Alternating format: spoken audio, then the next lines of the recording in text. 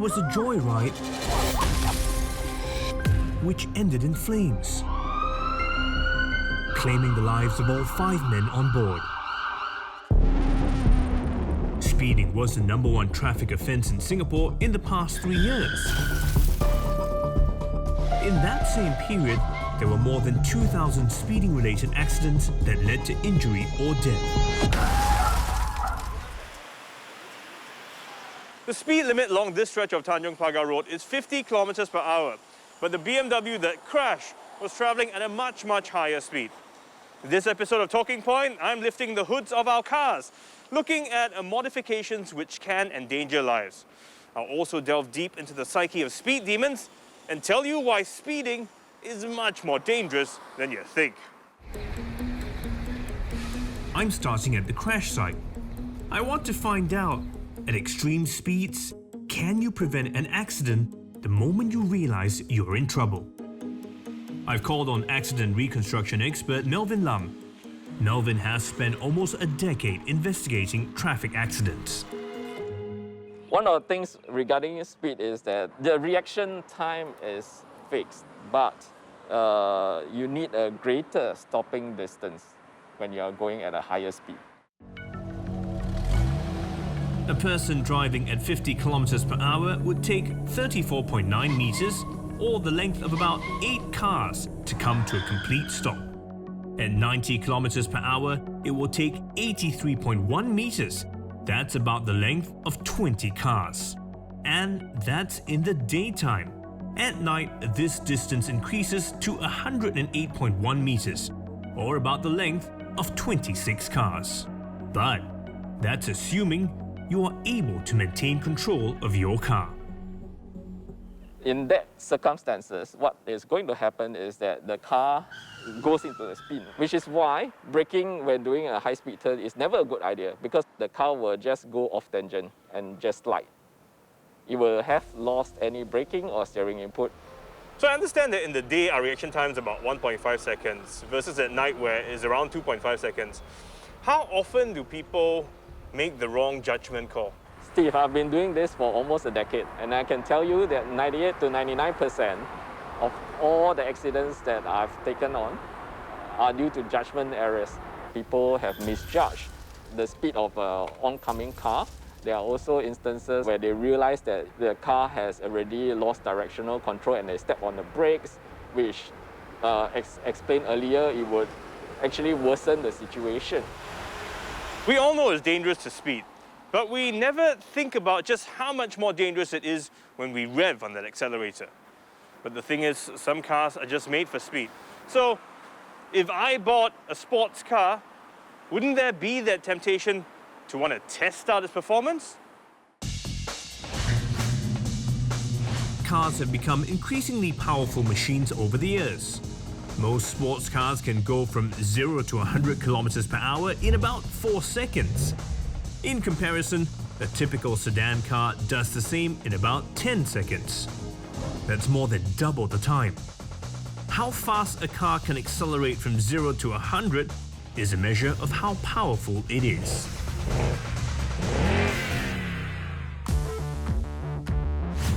I'm on my way to meet someone who has been test driving and reviewing all types of cars for over a decade. I want to know if driving a fast car gives some people a false sense of bravado. The drivers of fast cars, people who buy sports cars, would generally be driving faster than your average driver. Is that a fair statement? Yeah, I think that would be quite a fair statement. Sports cars tend to give you that better feedback. I mean, they are equipped for faster driving habits. They're more communicative in that sense. I mean, you sort of get a feel of what exactly you need to do and how to do it, especially when you're handling turns and all that kinds of stuff. So I would say that it kind of makes the driver feels like, you know what, I can better handle these cars. I mean, you buy a fast car, the tendency to want to go faster will always be there. These really powerful cars, right? But with no real avenue to push them to the limit, what's the point? Who are these people buying these cars? I don't know, man. Boasting rights, ego, right? If I had a deeper pocket, I would get myself a faster car. I used to be a little bit more irresponsible on the roads, right? Then I finally brought my car up to Sepang several times. Gave it the beans. Right.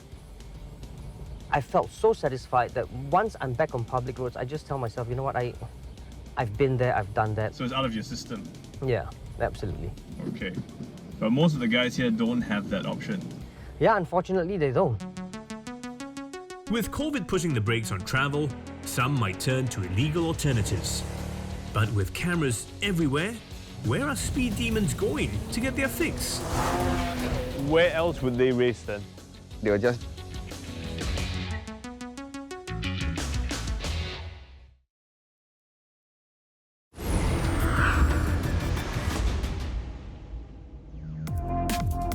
Most car enthusiasts will choose to buy a sports car or even a supercar for various reasons, including the ability to put the pedal to the metal.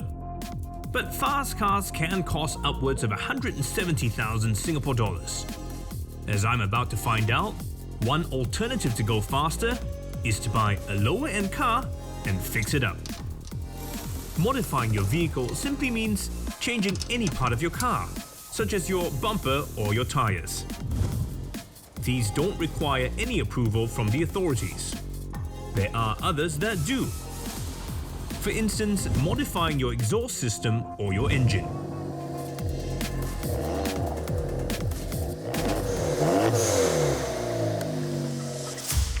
I want to find out how much more of a power boost you can get when you modify your car.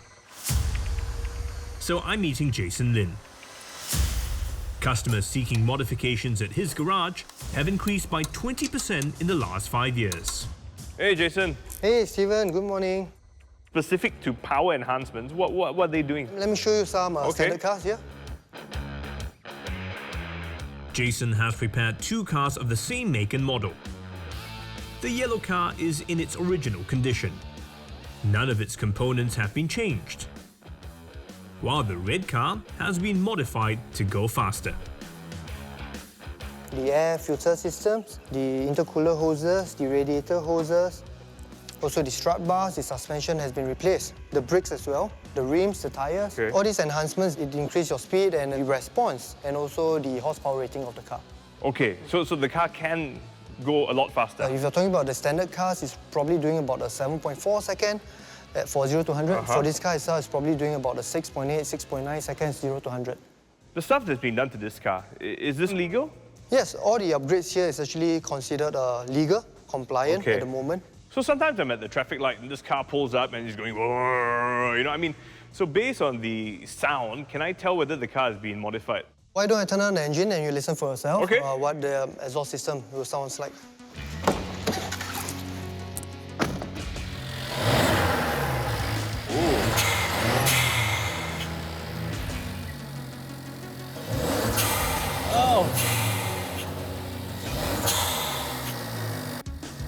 It's got that cool suction effect. That makes me think that this is a racing car, right? Yeah, so what happens is that this is the blower valve. It actually protects the turbocharger from the pressure surge. This is more of a aesthetic and a sound purposes. Okay, then the other car is the The one other car with is no the one, changes, no right? changes at all, so you can hear it out as well. Okay, All right? okay. Come. Let's have a listen.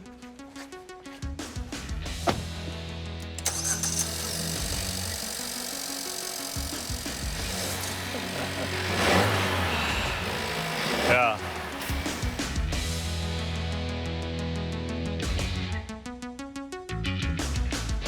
So when do these modifications or these changes, when do they become dangerous?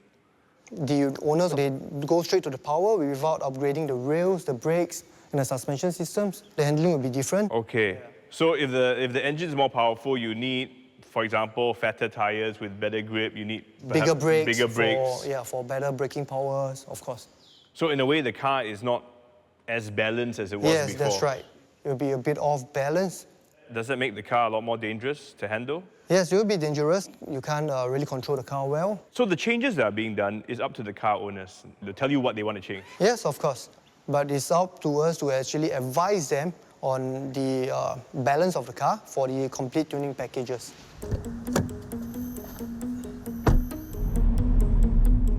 Your car is basically at its optimal state when it leaves the factory floor. The original components like the brakes, the tyres, they're all meant to work together to handle the power of your engine. But if you tinker about on your own and you modify the car, well, you might actually be throwing it off its balance. And an unbalanced car, well, that's just an accident waiting to happen. And we really don't know just how many of such cars could be on our roads. Exceeding the speed limit by more than 40 kilometers per hour is a serious offence in Singapore. Instead of simply paying a fine, drivers will have to go to court. And if you took part in an illegal race, you face not just the possibility of a fine and a jail term, but also having your car confiscated. 29 people died due to speeding-related accidents last year. Why would anyone risk their life and others for the thrill of speed? It took me a while, but I finally found someone who can give me insights into the underground world of speedsters. Sam, not his real name, is a former adrenaline junkie who got into trouble with the law twice for speeding. So we're around the Lim Chu Kang area. I know this used to be a very popular racing spot for you guys, right? Yes. Why choose this stretch? It's very straight. Okay. Also, it's away from civilization. But ever since they put up the speed camera, then this kind of racing has gradually gone down. In fact, we're passing it right now over here on the left. Yes, on the That's left you can camera. see it's a speed camera. They put it here a couple of years back.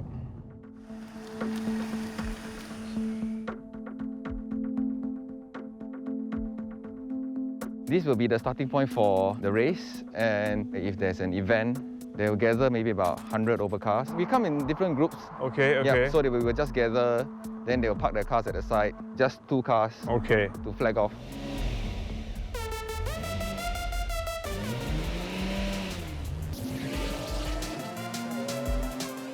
Usually, there'll be one guy at the end. Then we will see which car crosses the line first. What about today? Are cars still coming down? Do they still race here? Maybe 5 to 6 around there. Those that are not afraid of the speed camera and authorities, you know, Where else would they race then? they will just do short runs on the highway. So what about on the expressways when you guys are racing? How fast would you be going? On a typical night like this, I would say probably above 140. But also, it all depends on the type of car that is actually racing, I would say. How do you know if some guy wants to race with you? The guy will just pull up next to you, look at you, and you probably rev a little bit. He goes vroom, vroom, vroom, then It's a sign that you should go. So let's say now you're on your way home after this shoot, you know, Yep. and a car pulls up to you and starts revving, gives you the look. Would you race with him? I mean, now I wouldn't do it Okay. due to the authorities clamping down. But if you ask me, probably 5 years ago, I would have gone. What is the joy in that? The sense of accomplishment, I guess, and the adrenaline rush that you get. Yeah, I mean, my adrenaline would rush too because I'd be a little bit scared of, you know, getting into an accident. When your heart tells you to go, you go. Have you ever been caught? In fact, yes, I've been caught and convicted in court. I got a fine and I got license suspended. We soon pull up at another racing hotspot. So now we're at the South Buona Vista Road, also known as the 99 bends, where people would like to try sharper corners, take their cars to the limit. These gained popularity after the show Initial D. But I noticed on the road they have these speed strips to sort of force you to slow down, right? Yeah, people do slow down during the speed stretch, but after the stretch, they'll just gun it. They'll probably take these bends around 70. Weekends, they have some cars, but not many people are playing around here anymore due to tighter enforcement.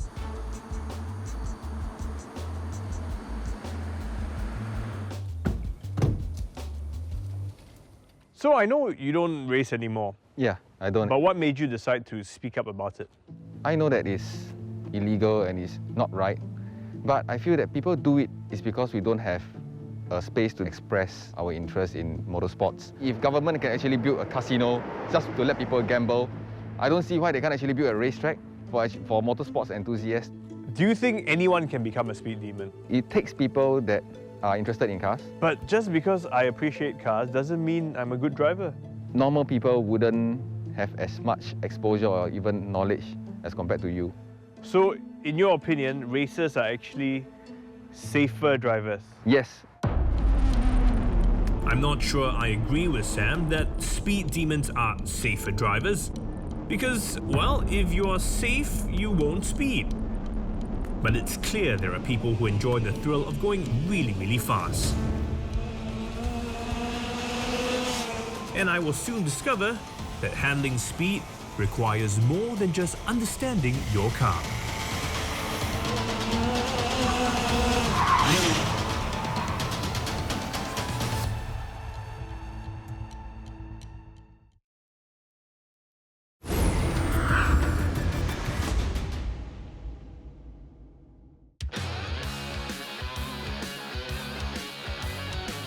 I've discovered why some drivers would risk everything for the thrill of speed. But do you know what it takes to handle a fast car? Well, I'm going to show you. Since racing on the roads is illegal in Singapore, I'm doing the next best thing. Using racing karts that go up to 100 kilometers per hour at a track designed by an F1 track designer. And I'll be facing off professional racer Andrew Tang. All right, Andrew, are you ready or not? Who's gonna win this race? I think I'm gonna win, man. I got a lot of experience in this, bro. 3, 2, 1, go!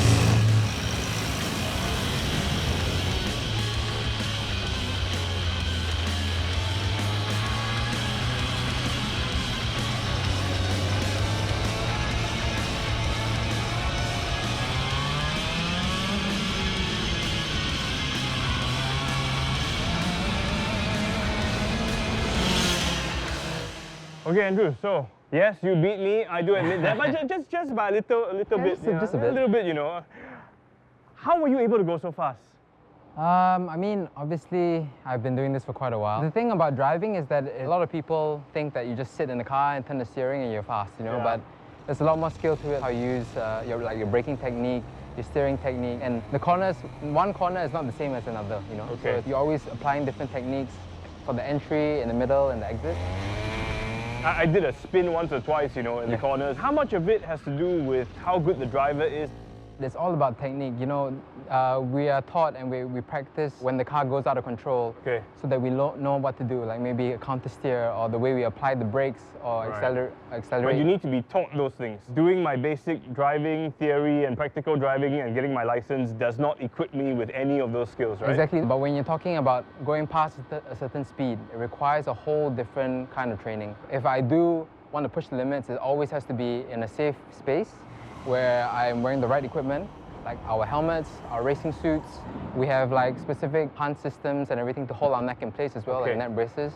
And then obviously the cars are manufactured with like 6-pin safety belts, so Right. when you hit something, you don't go flying out.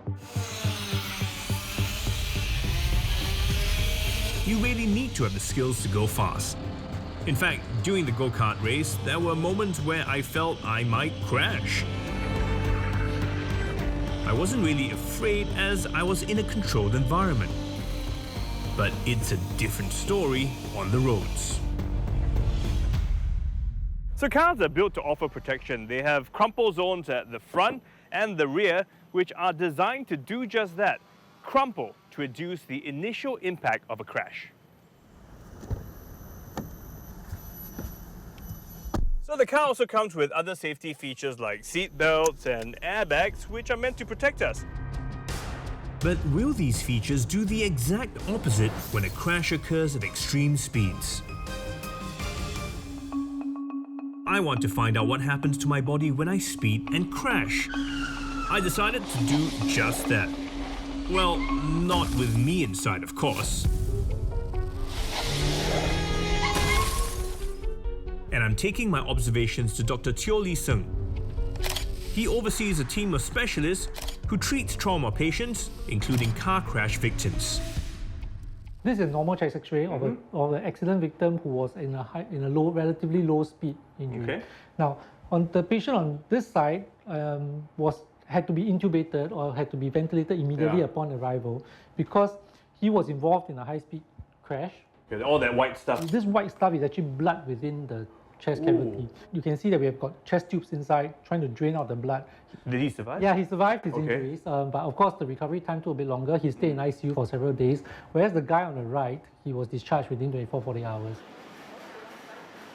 So if we compare this guy to that guy, I mean, the difference in speed, how much is that? In this case, it's about 30 to 40 kilometers difference. This one was about 60. 60, okay. Yeah, 50, 60. This was going close to about 100. In a car crash, right, we can be traveling at a normal speed, but someone hits us at a high speed from the side. This is what we call a T-bone collision. Yeah, okay. Right? You can actually see a fracture of the pelvis here. Now, this causes a lot of pain, a lot of discomfort, and actually can cause a lot of internal bleeding. The solid organs within the abdomen, such as the liver, the spleen, or even sometimes the intestines, they can be torn. If we were to take a box of soft tofu, and if you go shake it like that, and when you open the tofu, look at the state of the tofu, that's exactly what's happening to the liver. When we hit something, or the seatbelt pulls us back. Okay. The solid organs are like the tofu within that box. It just goes and does that, and it just tears, in that sense. So the faster you are, the greater the force to hold you back. And therefore, that will cause all this to happen. So this is a picture of us opening up the patient. We're heading to stop the bleeding from the liver. And this is essentially a belt burn. Oh, the seat belt. The seat belt. If I see a patient with this type of burn, it tells me that he was restrained at great force. And I need to worry whether or not there's a neck injury, in that sense, or whether the blood vessels within the neck have been torn. In that sense. For this to actually cause such a burn within 20-30 minutes, it must have been quite a severe impact. So, ironically, the seatbelt, which is supposed to save us, can actually hurt us? Well, the seatbelt does save you, because without the seatbelt, you may have smashed right against the windscreen. You might not even be making it to the hospital. However, if you're going to travel at very, very high speeds, right, and you are going to crash the vehicle, right, the speed will now essentially render the safety devices not really very useful to you. I can see why some people love fast cars and going fast, but there are other options to work off that need for speed, such as on a go-kart track. Instead of taking your car out onto public roads, because our cars and our roads are simply not meant for extreme speeds. And most of us tend to overestimate our driving ability as well. So, the next time you want to slam on that accelerator, well, think again, because you're not just endangering your life, but the lives of others as well.